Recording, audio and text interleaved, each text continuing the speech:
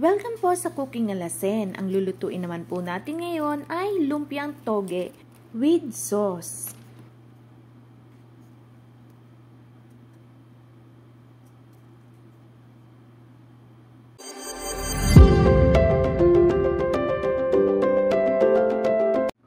Meron ho tayo dining kamoteng bagin. Ariho ay aking babalatan at hihiwain ng maliliit. Dapat ho ay garin nila ang kaliliit ang inyong gayat para mabilis ho aring maluluto. Tayo ho ay magigisa muna ng sibuyas at bawang.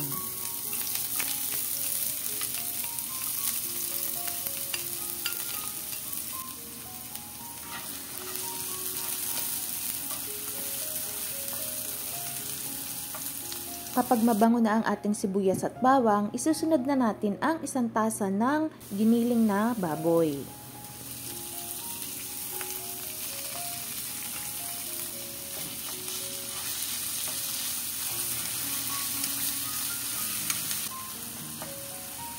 Kapag gagarinin na ho ang kanyang kulay, ay maaari na natin ilagay ang ating hiniwa na kamoting bagin.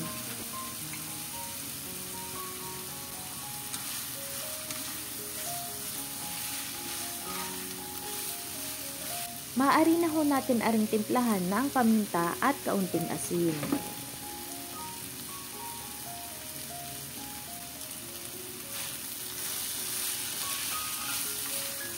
Kapag nakita ho ninyong nag-iba na ng kulay ang ating kamoting bagin, ibig sabihin ho ay luto na ari. Sunod na ho nating ilalagay ang ating toge. Lulutuin laang ho natin are ng mga 3 minuto para half-cook laang ho yung luto natin sa ating toge.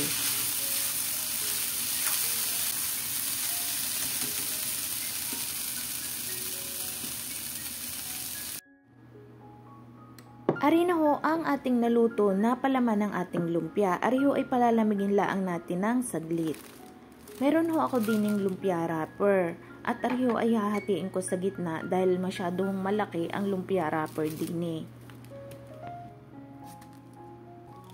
Kapag medyo malamig na ho yung ating palaman ay maglalagay ho tayo ng 1 itlog.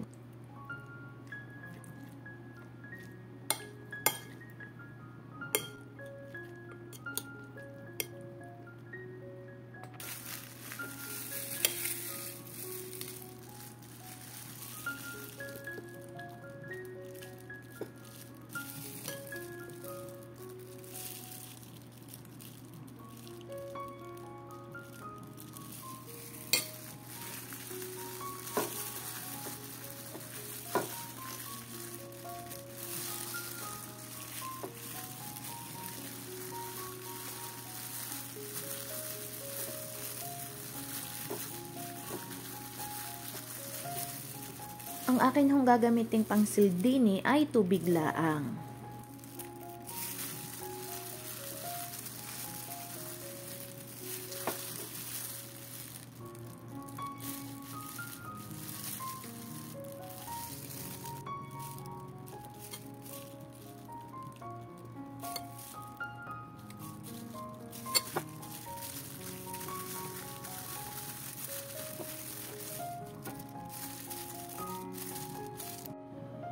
Ari na ho ang aking nagawa na lumpia.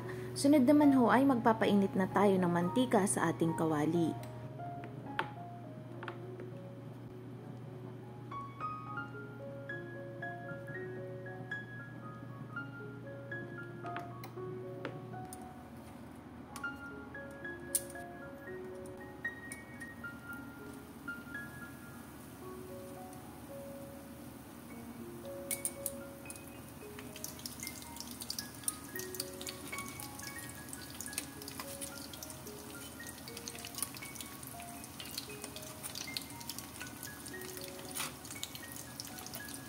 Kung kayo ho ay nakaabot na sa puntong are, huwag naman ho sana ninyong kalimutang mag-like at mag-subscribe sa Cooking Alasen.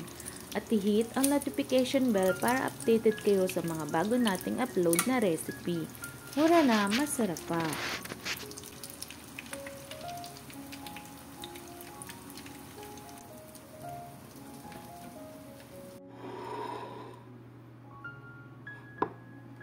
Ari na ho yung naluto natin na lumpia.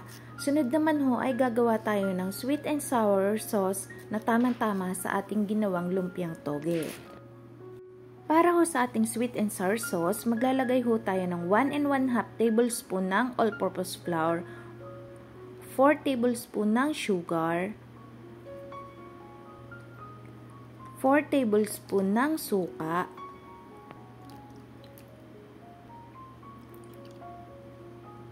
3 tablespoon ng soy sauce,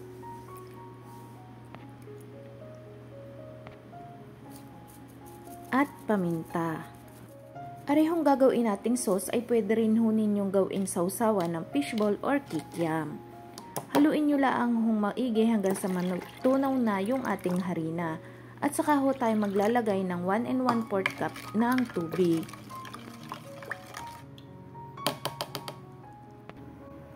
Ilagay nyo lang ho sa inyong kaldero o kawali at lutuin nyo lang ho sa mahinang apoy hanggang sa lumapot na yung ating sauce.